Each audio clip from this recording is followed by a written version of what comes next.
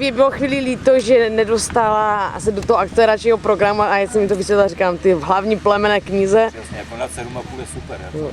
Připraví se Amos, Husky, Madeleine a Pierrot.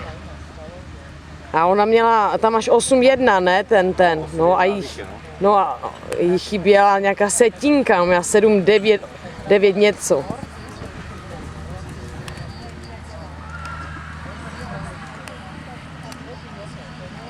Kouká na ty písmenka.